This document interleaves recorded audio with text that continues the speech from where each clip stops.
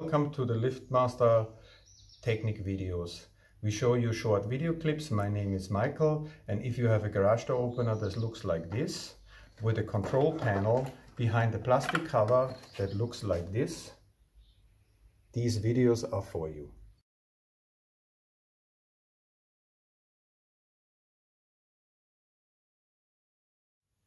If you want to program a remote control that works only in up direction, this is possible by using the triangle button and the round button, and program the remote control by pushing these together. Now you push the desired remote control button. I use the up one. The LED confirms, and now this transmitter button will only open the garage door.